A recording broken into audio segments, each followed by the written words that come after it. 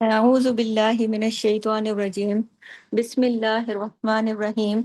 رب اشرح لی صدری ویسر لی امری واحلل عقدۃ من لسانی یفقهوا قولی رب زدنی علما اللہم فقہنا فی الدین آمین اللہم صلی علی محمد وعلی آل محمد۔ آج ہماری ترجمہ تفسیر کی کلاس ہے،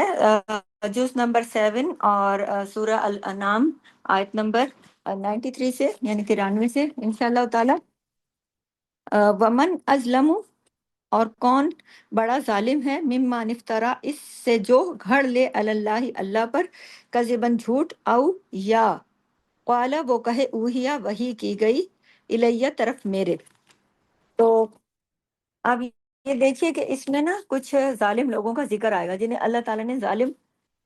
قرار دیا ہے اور ان کے جو اعمال ہیں ان کو ظلم قرار دیا ہے۔ تو کون بڑا ظالم ہے اس سے بڑھ کر جو جھوٹ گھڑے اللہ پر؟ تو ومن ازلم ممن افترى علی اللہ کذبا، اللہ پر جھوٹ گھڑے۔ فرمایا جا رہا ہے کہ ایسا شخص سب سے بڑا ظالم ہے۔ کون بڑا ظالم ہے؟ جو اللہ پر جھوٹ گھڑے، علی اللہ کذبا، جو اللہ پر جھوٹ گھڑے۔ تو ہم نے پچھلی کلاس میں، ایک دو دن پہلے ہم نے پچھلی کلاس میں پڑھا تھا نا کہ شرک جو ہے وہ بہت بڑا ظلم ہے۔ تو یہاں مراد یہ ہے کہ جو شخص شرک کرے اللہ کے ساتھ، اور کسی اور کو اللہ کے ساتھ شریک کرے، منسوب کرے، اور کسی اور کو الہ مانے، اور کسی اور کو اللہ کا شریک ٹھہرائے، اس کا بیٹا بنائے، اس سے بڑے جرم کی بات اور بے جا حرکت اور کوئی ہو نہیں سکتی، یعنی کہ یہ بڑا ظلم ہے۔ اور او کالا اوہیا، یا وہ کہے، اوہیا یعنی وحی کی گئی، الیہ میری طرف، یعنی کیا کہے کہ میری طرف وحی کی گئی ہے، ولم حالانکہ نہیں، یوہا وحی کی گئی، الیہ اس کی طرف، شیئن کوئی چیز، یعنی کہ نہیں وحی کی گئی اس کی طرف کوئی بھی چیز، یعنی وہ بہت بڑا ظالم ہے جو اس بات کا دعویٰ کرے کہ اس کی طرف وحی آتی ہے اللہ کی طرف سے، حالانکہ اس کی طرف کسی قسم کی کوئی وحی نہیں آتی ہو۔ اور یہ دعویٰ مسلمہ کذاب نے کیا تھا اس دور میں، تو اس نے اپنے آپ کو نبوت کا دعوے دار بنا دیا تھا کہ میں تو نبی ہوں، میری طرف تو آتی ہے، وحی آتی ہے۔ تو یہ اللہ تعالیٰ فرما رہے ہیں کہ یہ کام بہت بڑا ظلم کا کام ہے، یہ ظالمانہ کام ہے۔ وَمَنْ قَالَ سَأُنزِلُ، اور جو کہے ضرور میں نازل کروں گا، مثلا مانند ما اس کے، جو انزل اللہ جو نازل کیا، انزل اللہ جو نازل کیا اللہ نے، یعنی ان قریب میں نازل کروں گا اس کی طرح کا جو اللہ نے نازل کیا۔ یعنی یہ کہنا کہ میں بھی ویسا کلام بنا سکتا ہوں، میں بھی ویسی کوئی صورت لا سکتا ہوں جیسی صورتیں اللہ نے اتاری ہیں، اور اس طرح سے وہ اللہ کے کلام کی تضییق کرے، توہین کرے، تحقیر کرے، اور کیا کہتے ہیں کہ یہ بھی یہ جو کلام ہے ایسا تو میں بھی لا سکتا ہوں۔ تو یہ اللہ تعالیٰ نے بڑا ظلم قرار دیا کہ یہ، تو یہاں پر 3 قسم کے غلط کاموں کا ذکر کیا گیا ہے، اور انہیں ظلم قرار دیا گیا ہے، اور انہیں بہت بڑے جرم قرار دیا گیا ہے کہ یہ بہت بڑے جرائم ہیں۔ تو سب سے پہلے کیا ہے؟ شرک، یعنی کہ تین، اس آیت میں 3 بڑے گناہوں یعنی ظلموں کا ذکر ہے کہ ایسا شخص سب سے بڑا جھوٹا جو شرک کرے، اللہ کے ساتھ کسی اور کو اس کا شریک ٹھہرائے، یعنی وہ بہت بڑا ظالم ہے۔ اور دوسرا کون سا؟ جو کہے کہ میری طرف وہی آتی ہے، جیسے مسلمہ کذاب نے اس وقت کہا تھا کہ میرے پاس۔ اور تیسرا کیا ہے؟ جھوٹی یعنی شرک، نمبر 1 لکھ لیں شرک، نمبر 2 جھوٹی نبوت کا دعویٰ کرنے والا، اور تیسرا کون؟ جھوٹی آیتیں بنانے والا، کہ میں تو ایسی آیتیں بنا سکتا ہوں۔ تو یہ تینوں جو ہے بہت بڑے ظلم کے کام بتائے گئے ہیں۔ تو اس زمانے میں لوگوں نے بت بنائے ہوئے تھے نا، صاحبہ، بحیرہ، اور مختلف بت بنا رکھے تھے، اور پھر ان کے ساتھ ان کے ناموں کے اوپر چڑھاوے چڑھاتے تھے، اور ان کے ناموں کو شریک کرتے تھے اللہ کے نام کے ساتھ۔ تو اللہ تعالیٰ نے بتایا کہ یہ سب سے بڑے ظالم ہیں، شرک کر رہے ہیں۔ اور اسی طرح دوسرا بڑا جرم یہ کہ وہ فرشتوں کو اللہ کی بیٹیاں بنا کر رکھتے تھے، وہ کہتے تھے فرشتے جو نا اللہ کی بیٹیاں ہیں، اور جھوٹی نبوت کا دعویٰ، ٹھیک ہے۔ اور تیسرا کام یہ کہ کلام، ایسا کلام جو ہے ہم بھی بنا سکتے ہیں۔ سورہ الانفال میں بھی آتا ہے کہ ان لوگوں نے کہا کہ ہم بھی ایسا کلام بنا سکتے ہیں، تو اللہ تعالیٰ نے پھر ان کو چیلنج دیا کہ باتیں تو بہت کرتے ہو نا، پھر کر کے دکھاؤ، اس جیسی ایک صورت بنا لاؤ، ایک آیت ہی بنا لاؤ۔ اور قرآن کا یہ چیلنج آج تک موجود ہے، اس کا کوئی بھی جواب نہیں دے سکا، کوئی بھی ایک آیت نہیں بنا سکا۔ اور ولو ترا، اسی آیت میں آگے چلتی ہوں، ولو ترا، اور کاش آپ دیکھیں، کون؟ آپ صلی اللہ علیہ وسلم، یعنی نبی اکرم صلی اللہ علیہ وسلم کی طرف اشارہ ہے کہ اگر آپ دیکھیں اسی ظالمون، جب ظالم فی غمرات الموت، سختیوں میں ہوں گے موت کی، والملائکۃ اور فرشتے باسطو پھیلائے ہوئے ہوں گے ایدیہم اپنے ہاتھوں کو، نبی اکرم کی طرف اشارہ ہے کہ اگر آپ دیکھیں ظالم لوگوں کی موت کیسے ہوگی، موت کی سختیوں میں ہوں گے، موت مصیبت کی طرح چھا جاتی ہے نا، تو کیسے ان پر چھا جائے گی۔ اور آپ کو پتہ ہے کہ جب موت کی بے ہوشی میں انسان چلا جاتا ہے تو عقل وغیرہ سب کچھ، پھر کچھ بھی سب چیزوں کو موت جو ہے وہ ڈھانپ دیتی ہے۔ تو موت کے آثار، یا پھر جب موت کا آغاز ہوتا ہے تو اس وقت ایک بے ہوشی سی طاری ہو جاتی ہے نا، ولا اترا، تو کاش آپ دیکھو کہ جس وقت یہ غمرات الموت، یہ موت کی سختیوں میں ہوں گے، اور والملائکۃ باسطو، اور فرشتے پھیلائے ہوئے ہوں گے اپنے ہاتھوں کو، کس لیے؟ جان نکالنے کے لیے، تاکہ ان کے جسموں سے جانیں باہر آ جائیں۔ تو اس وقت یہ اس وقت یہ کہیں گے اخرجو انفسکم، نکالو اپنی جانیں، فرشتے کہیں گے نکالو اپنی جانیں۔ ایسا کیوں کہیں گے فرشتے؟ اس کی وجہ یہ ہے کہ جب کافر کی موت کا وقت آتا ہے نا، تو فرشتے اسے عذاب کا اور توق پہنا دیتے ہیں، اور ابلتے پانی اور طرح طرح کے عذابوں کی بات سناتے ہیں، عذاب کا توق دکھاتے ہیں، اسے کھولتے پانی سے ڈراتے ہیں، اسے سزاؤں کی خبر دیتے ہیں، اور اللہ کے غضب سے ڈراتے ہیں۔ آئندہ جو اس کی زندگی میں اب آگے والی موت کے بعد جب مصیبتوں نے آنا ہے نا، وہ ساری اس کو بتاتے ہیں۔ تو کافر کی روح جسم میں چھپنے لگتی ہے، دوڑنے لگتی ہے، ادھر ادھر ہونے کی کوشش کرتی ہے، وہ باہر نکلنے سے انکار کرتی ہے، باہر نہیں آنا چاہتی۔ تو پھر فرشتے مار مار کے روح کو باہر نکالتے ہیں۔ تو اس کیفیت کی طرف اشارہ کیا جا رہا ہے کہ وَلَوْ تَرَىٰ إِذِ الظَّالِمُونَ فِي غَمَرَاتِ الْمَوْتِ، کہ جب دیکھیں نا آپ ان کی موت کی سختیاں، کہ جب والملائکۃ باسطوا ایدیہم، فرشتے پھیلائے ہوئے ہوں گے ہاتھ ان کی طرف، اخرجوا انفسکم، نکالو اپنی جانوں کو۔ تو یہ ہیبتناک منظر ہوگا کہ جب ظالم لوگ موت کی شدتوں میں ہوتے ہیں، موت کی بے ہوشیوں میں ہوتے ہیں، اور پھر فرشتے ان کی طرف ہاتھ پھیلائے ہوئے ہوتے ہیں اور مار مار کر کہہ رہے ہوتے ہیں کہ اخرجوا انفسکم، نکالو اپنی جان، یعنی کھینچا تانی شروع ہو جاتی ہے۔ دیکھیں، ایک ہوتا ہے نا کہ جب کوئی کسی کو کوئی چیز، کسی سے کوئی چیز مانگتا ہے تو اگلا بندہ اس کو آرام سے دے دیتا ہے، تو اس میں کھینچا تانی نہیں ہوتی۔ لیکن ایک جب چھینا چھپٹی اور کھینچا تانی شروع ہوتی ہے نا، اس میں پھر کھینچا تانی کی کیفیت آ جاتی ہے۔ تو یہ جو روح ہے نا، یہ نکلنا نہیں چاہتی، ڈرتی ہے نا کہ اب میری پکڑ کا وقت آ گیا، تو یہ چھپتی ہے، فرشتے اس کو کھینچ تان کے باہر نکالتے ہیں، اخرجو انفسکم، نکالو اپنی جانیں۔ اور اس کے برعکس مومن کی کیفیت جو ہوتی ہے وہ اس سے بالکل مختلف ہوتی ہے۔ مومن کو جب موت کا وقت دکھائی دیتا ہے اور آ کر مطلب فرشتے آتے ہیں، تو فرشتے آ کر سلام کرتے ہیں، خوشخبری دیتے ہیں، اللہ کی رضا کی خوشخبری سناتے ہیں، تو مومن خوش ہو جاتا ہے۔ اس وقت اس کے دل میں اللہ کی ملاقات کا شوق اٹھتا ہے، اور وہ اللہ سے ملنا چاہتا ہے کہ میرا رب مجھ سے راضی ہے، مجھے اس سے ملنا ہے۔ تو اللہ تعالیٰ بھی پھر ایسے شخص سے ملنا چاہتا ہے۔ حضرت عائشہ کی حدیث سے یہ بات بہت اچھی طرح واضح ہو گئی کہ ایک مرتبہ حضور صلی اللہ علیہ وسلم نے فرمایا کہ جو اللہ سے ملنا چاہتا ہے، اللہ بھی اس سے ملنا چاہتا ہے، اور جو نہیں ملنا چاہتا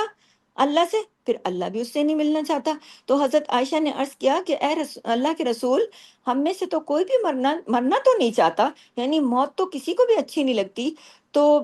کسی کو بھی مطلب اچھی نہیں لگتی، تو کیا ہم اللہ سے ملاقات نہیں چاہتے؟ تو آپ صلی اللہ علیہ وسلم نے فرمایا کہ نہیں عائشہ، بات یہ نہیں ہے، بلکہ عائشہ بات دراصل یہ ہے کہ جب مومن کی روح لینے کے لیے فرشتے آتے ہیں، خوشخبری سناتے ہیں، تو اس وقت اس کو شوق ہو جاتا ہے کہ مجھے میرے رب کے پاس جانا ہے، تو پھر اللہ بھی اس سے راضی ہوتا ہے اور اس سے ملنا چاہتا ہے۔ ٹھیک ہے؟ اس کے بالکل برعکس جو کافر ہوتا ہے، اس کی روح ڈرتی ہے، بھاگتی ہے، بچتی ہے، جان چھڑانے کی کوشش کرتی ہے کہ کہیں کچھ بن پڑے، میری جان چھوٹے، بھاگتی ہے، ادھر ادھر چھپتی ہے، لیکن جان چھوٹ نہیں سکتی۔ تو یہ بات ہو رہی ہے یہاں پر۔ آگے چلتی ہوں، الیوم، آج، تجزونا، تم بدلہ دیے جاؤ گے، عذاب الہون، عذاب رسوائی کا، بیما کنتم، بوجہ اس کے جو کنتم تھے تم، تقولون تم کہتے، یعنی کہ آج کے دن تم بدلہ دیے جا رہے ہو ذلت کے عذاب کے ساتھ۔ قرآن کہتا ہے کہ فرشتے ان کے چہروں پر اور پیٹھوں پر بھی ماریں گے، دوسری صورتوں میں، تو پتہ یہ چلتا ہے کہ فرشتے مرنے والے کو مارتے بھی ہیں، لیکن وہ سارا عمل ہمارے سامنے نہیں ہوتا، اور یہ عمل بہت تکلیف دہ ہوتا ہے، اور انسان کی دیکھیں ایک ذلت ہوتی ہے اور بےعزتی ہوتی ہے۔ بات صرف مارے جانے کی نہیں ہے کہ جسم کو تکلیف ہوگی، جسم پہ پٹائی ہوگی، بےعزتی اور ذلت بھی ہوتی ہے، اس لیے اسے عذاب الہون کہا گیا، رسوائی کا عذاب کہا گیا، یعنی کہ عذاب تو عذاب، ساتھ رسوائی بھی ہوگی، اور خاص طور پر چہرے پر مارنا، چہرے پر مارنا جو ہوتا ہے نا، چہرے پہ مارنا بے عزتی اور رسوائی کی علامت ہے۔ تو فرشتے جب ان کی جان لیتے ہیں تو انہیں مارتے ہیں اور سختی سے پیش آتے ہیں اور کہتے ہیں آج تمہیں ذلت کا عذاب دیا جائے گا۔ کیوں کیوں دیا جائے گا؟ بیما کنتم، یعنی بوجہ اس وجہ سے کہ تم تھے تقولون، تم تو یہ کہتے تھے نا، ان اللہ، اللہ کے بارے میں تم تو یہ کہتے تھے نا، غیر الحق، ناحق تم باتیں کرتے تھے،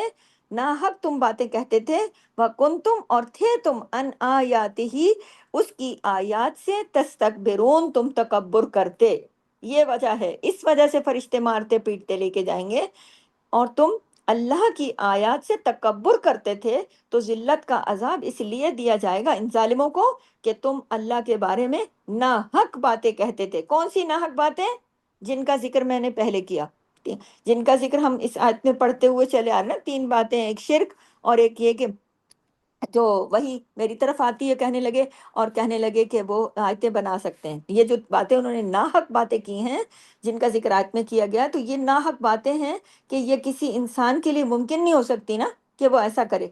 کیسے وہ آیتیں بنا سکتا ہے؟ اور دوسری بڑی بات یہ کہ تم اللہ کی آیات سے تکبر کرتے ہو۔ اب آپ یہ دیکھیں کہ آیات سے تکبر کیا ہے؟ اس کا انکار کرنا، خود کو ان سے بڑا اونچا سمجھنا، بڑا اپنی بڑائی چاہنا، آیتوں پہ غور و فکر نہ کرنا، تدبر نہ کرنا، کوئی مطلب انکار ہی ہے نا، وہ ایک تکبر ہی ہے نا، کہ آیتیں اللہ کی آیتیں ہیں، نشانیاں ہیں، ان کی طرف توجہ ہی نہ دینا، دھیان ہی نہ دینا، تو یہ تکبر ہوا نا، غور و فکر نہ کرنا، آیات کا انکار کرنا۔ آیت نمبر 94 پہ چلتی ہوں۔ وَلَقَدْ، اور البتہ تحقیق، جئتمونا، آ گئے تم ہمارے پاس، اور البتہ تحقیق کہ تم آ گئے ہمارے پاس، کس صورت میں آ گئے؟ فرادا،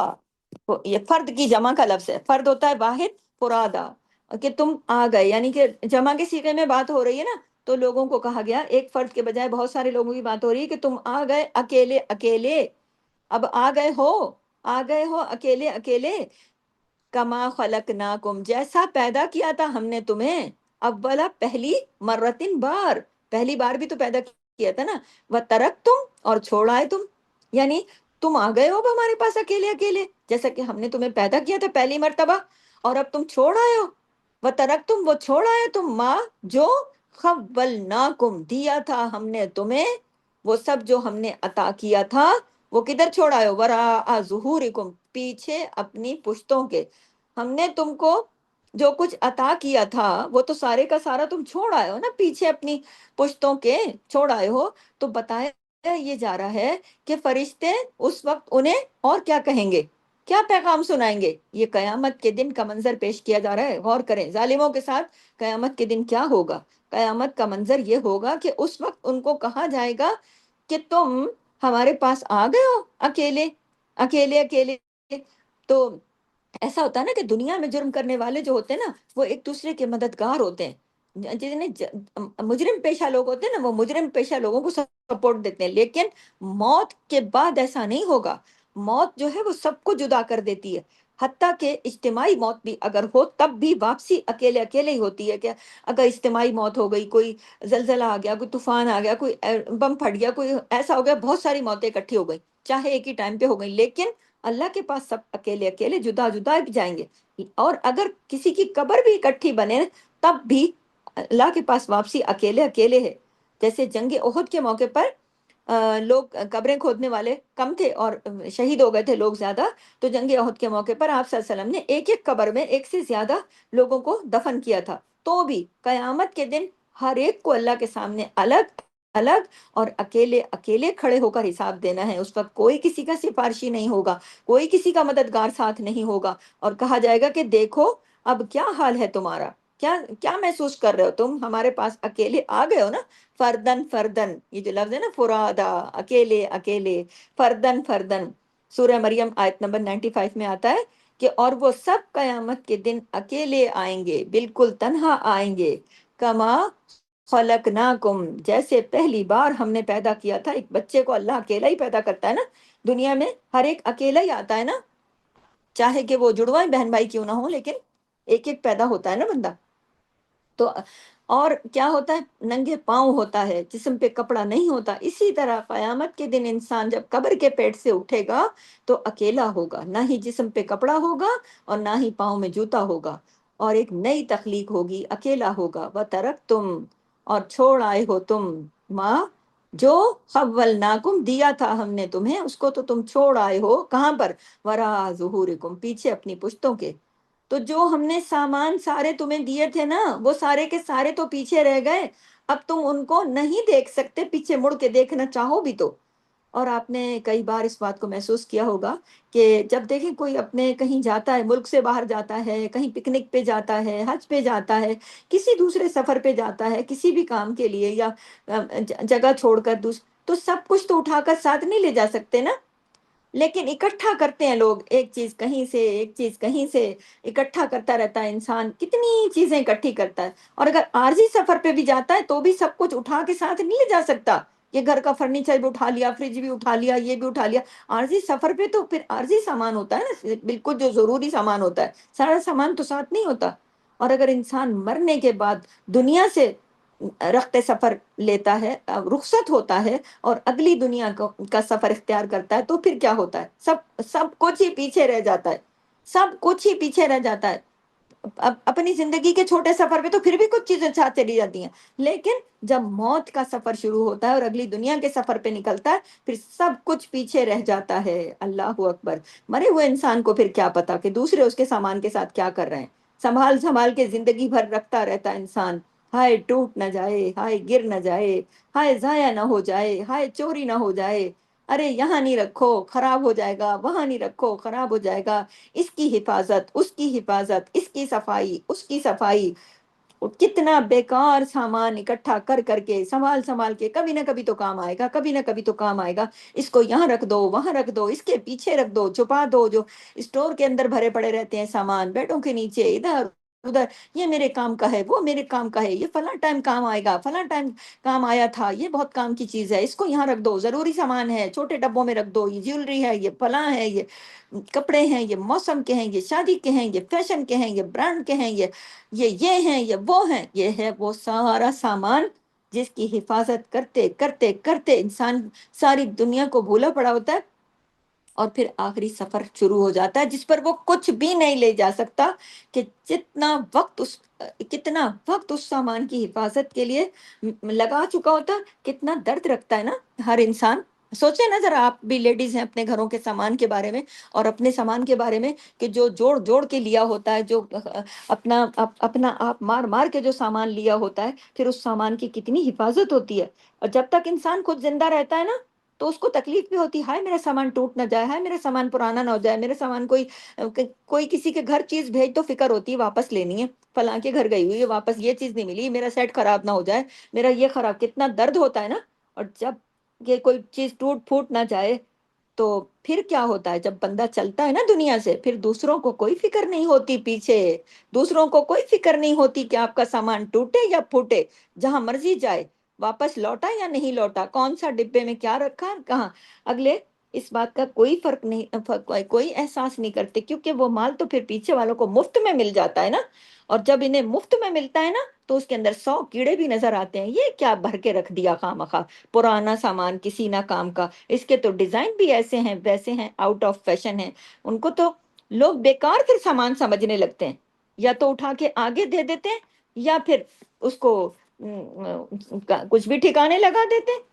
اور یہ ہے کتنے دھوکے کا سامان، یہ جو میں بات بتا رہی ہوں بہت غور کیجئے گا، یہ ہے وہ دھوکے کا سامان کہ جس نے ہمارا سارا ٹائم کھا لیا ہوتا ہے، ہم اسی کی حفاظت، اسی کی سجاوٹ، اسی کی بناوٹ، اسی کے سب میں لگے رہتے ہیں کہ ہمارا تو سامان خراب نہ ہو۔ ہم زیادہ ہم اسی کے اس میں لگے رہتے ہیں کہ ہمارا سامان جو ہے خراب نہ ہو جائے، اور وہ سامان ہمارا کتنا وقت کھا لیتا ہے ان چیزوں میں، چیزوں کے بنانے میں، سنبھالنے میں، سجانے میں، رکھنے میں، حفاظت میں ہم کتنا قیمتی وقت لگا دیتے ہیں۔ بہت غور کیجیے گا میری بہنوں، بہت غور کیجیے گا، کیونکہ دیکھیں یہ خواتین کی عادت ہوتی ہے کہ خواتین کس طرح سامان کو بنانے میں، سجانے میں، لگانے میں، حفاظت میں، ان کی ڈسٹنگ میں کتنا وقت لگا دیتی ہیں، اور جو چیز ہمارے ساتھ جانے والی ہے کتنا متاثر ہوتا ہے نا، وہ جو ہمارے ساتھ جانے والا سامان ہے متاثر ہوتا رہتا ہے نا، کیونکہ وہ اس کی کوالٹی متاثر ہوتی رہتی ہے۔ ہمارے اس دنیا کے سامان کی حفاظت کی خاطر ہمارے اس سامان کی، کون سا سامان جو ہم ساتھ لے کر جائیں گے، اعمال نامہ، اس میں نمازوں کی کوالٹی متاثر ہوتی ہے، اگر کسی کی خدمت کرنی ہو تو وہ کوالٹی متاثر ہوتی ہے، دین سیکھنا ہو تو اس کے لیے وقت نہیں بچتا، اس کے لیے وہ کوالٹی متاثر ہوتی ہے۔ ہم تو ان چیزوں کی حفاظت میں، سجاوٹ میں زیادہ مصروف رہتے ہیں نا، ایسا ہی ہوتا ہے نا، ذرا غور کیجئے گا کہ ہمارا سارا وقت تو ان چیزوں میں لگا رہتا ہے نا جن کو ہم نے چھوڑ کے جانا ہے اپنی پیٹھ کے پیچھے، وراء ظہورکم، قرآن آخری میسج ہے اور ساری دنیا کے لیے ہے، اپنے لیے سبق ہم نے خود نکالنا ہے اس کے اندر سے، کہ جو چھوڑ کے پھر جائیں گے نا اپنی پشتوں کے پیچھے، اللہ کہتا ہے ہر وہ چیز جس کا ہم نے تم کو مالک بنا دیا ہے، اور رسول صلی اللہ علیہ وسلم نے فرمایا، ابن آدم کہتا ہے میرا مال میرا مال، فرمایا کہ اے ابن آدم تیرے لیے ہے کچھ تیرے مال میں، مگر وہ جو تو نے کھایا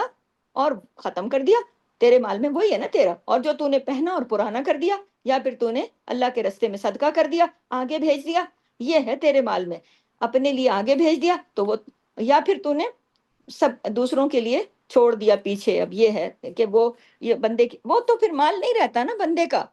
وہ تو پھر دوسروں کا ہو جاتا ہے نا، جب بندے کی سانس نکلی وہ گیا آگے تو مال تو دوسروں کا ہو گیا، اب بندے کا مال کیا ہے؟ جو اس نے کھا لیا، پہن لیا، یا پھر اللہ کے رستے میں صدقہ کر دیا۔ بہت قیمتی، اس بات کے اندر بہت قیمتی لیسن چھپا ہوا ہے، کہ جو ہم نے اگر اپنے اوپر رکھ کے دیکھیں نا، کہ جو ہم نے کھا لیا وہ ہمارا، جو ہم نے پہن لیا وہ ہمارا، اور جو ہم نے اللہ کے رستے میں صدقہ کر دیا، آگے بھیج دیا، اگلی دنیا میں جمع ہو گیا ہمارے لیے۔ اور وہ چوتھا مال کون سا؟ جس کے چکر میں ہم نے ادھر اپنا وقت بھی ضائع کر دیا اور مال جمع کر کے خوش بھی بڑے ہوتے رہے، لیکن وہ ہمارا نہیں ہے، جیسی سانس نکلی وہ گیا کام سے، وہ جانے اور پیچھے والے جانے، اس کو سنبھالے نہ سنبھالے، نہ مڑ کے دیکھ بھی نہیں سکتے، پوچھ بھی نہیں سکتے، ہے ہی نہیں، ان کا ہے جن کو ملا، اور پھر ان کی مرضی ہے اس کو کیسے خرچ کریں۔ تو آیت میں آگے بھی مزید جو ہے وہ ڈانٹ ہے، اس آیت کے اندر ڈانٹ ہے، وَمَا نَرَا مَعَكُمْ، اور نہیں ہم دیکھتے ساتھ تمہارے، کس کو؟ شفعاءکم، تمہارے سفارشیوں کو، الذین، وہ جو زعمتم، گمان کیا تھا تم نے، گھمنڈ کیا تھا تم نے، زوم کیا تھا، بڑا زوم تھا، انہم، کہ بے شک وہ، فیکم، تم میں، شرکاؤ، شریک ہیں، یعنی کہ، اور وہ تم نے گمان کیا تھا نا، گھمنڈ کیا تھا، یعنی جن شریکوں پہ تمہیں بڑا اعتماد تھا نا، اور تم نے ان کو اللہ سے اپنے آپ کو چھوٹنے کے لیے سفارشی بنا رکھا تھا نا، کہ وہ ساتھ نہیں آئے، وہ تو پھر رہ گئے نا پیچھے۔ تم نے تو دنیا میں کہا تھا نا کہ اگر کوئی مشکل مجھے وہاں ہوئی تو فلاں مجھے اللہ سے سفارش کر کے بچا لے گا۔ دنیا میں تو اگر کوئی مشکل پیش آتی ہے تو انسان اس کے لیے اس کو پہلے تو بات یہ ہے کہ خود حل کرنے کی کوشش کرتا ہے، اور جب نہیں کر پاتا تو پھر کسی اور سے مدد لیتا ہے، تو پھر بھی کوئی نہ کوئی آ جاتا ہے مدد کے لیے، لیکن وہاں کوئی نہیں آئے گا مدد کے لیے۔ شفاعت کا کیا مطلب ہے؟ دو چیزوں کو ملا دینا، یعنی اپنی کوشش کے ساتھ کسی اور کی کوشش کو بھی ملا لینا، تو دو ہو گئے نا، تو ایک کے ساتھ ایک ملانا شفاعت، اور اسی سے شفاعت ہے۔ سورۃ المومنون میں آتا ہے، جس دن سور پھونکا جائے گا وہ قیامت کا دن ہوگا، اس دن کسی کی کسی سے کوئی رشتہ داری نہ ہوگی، اور نہ ایک دوسرے سے کوئی کچھ پوچھیں گے، کسی کو کسی کا ہوش ہی نہیں ہوگا، کسی کو کوئی کسی کا حال پوچھے گا ہی نہیں، سفارش وہاں کون کرے گا بھلا؟ وہاں کون کس کی سفارش کرے گا؟ سب کو تو اپنی اپنی پڑی ہوگی۔ لقد تقطع، البتہ تحقیق، کٹ گیا تعلق، کٹ گئے سارے تمہارے درمیان سارے رشتے، سارے تعلقات، بینکم، تمہارے درمیان، وضل، اور گم ہو گیا، گم ہو گئے تم سے، کون؟ انکم، تم سے گم ہو گئے، ما کنتم تزعمون، وہ جو تھے تم گمان کیا کرتے، یعنی وہ تو گم ہو گئے نا، جن بتوں کو سفارشی بنایا ہوا تھا تم نے، اور تم یہ گمان کرتے تھے نا کہ یہ تمہاری سفارش کریں گے، جن لوگوں کے بارے میں بھی تم سمجھتے تھے نا کہ وہاں پر جا کر تمہاری مدد کریں گے، کام آئیں گے، وہ بڑے پہنچے ہوئے بزرگ ہیں، وہ تو سارے کے کہیں، وہ تو سارے کے سارے کہیں گم ہو گئے، وہ تو تمہارے کام نہیں آئے۔ یعنی انسان اس دنیا میں جس کسی پر بھی بھروسہ کرے کہ کل وہ کام آئے گا، اس کے ساتھ تو وہ نہیں آئے گا، اس کو تو اپنی پڑی ہوئی ہوگی۔ تو بنیادی طور پہ اس آیت سے جو بات سمجھ میں آتی ہے نا، وہ یہ کہ انسان اپنی وقت، اپنی تنہائی کو محسوس کرے، جتنے بھی لوگوں کے گھیرے میں ہو اس دنیا میں، چاہے بچے ہوں، فیملی ہو، بہن بھائی ہوں، بچوں کے بچے ہوں، دوست احباب ہوں، رشتہ دار ہوں، جتنے بھی لوگ ہوں، بے شمار چاہے لوگ ہوں، تب بھی دراصل کیا ہے، انسان تنہا ہے، کیونکہ جو کام نہیں آنے والے، کسی صورت نہیں کام آنے والے، دنیا میں تو بارہا انسان اس بات کا تجربہ کرتا ہے نا کہ اگر اللہ پاک اچانک قیامت کے دن پکڑیں گے، ایسا نہیں ہے کہ اللہ تعالیٰ نے یہاں کچھ سکھایا نہیں، یہاں پر بھی بہت سے موقعوں پر اللہ تعالیٰ انسان کو یہ سکھاتے ہیں، ایسے موقع آ جاتے ہیں کہ انسان تنہا پڑ جاتا ہے، تو اس کو یہ بات سمجھنی چاہیے اور اس بات کو سیکھنا چاہیے کہ اس دن تو سب کو اپنی اپنی پڑی ہوئی ہوگی، اس دن تو پھر کوئی بھی کام نہیں آئے گا، کوئی کسی کے بھی کام نہیں آئے گا۔ سبحانک اللہم و بحمدک، نشہد ان لا الہ الا انت، نستغفرک و نتوب الیک۔ السلام علیکم ورحمۃ اللہ۔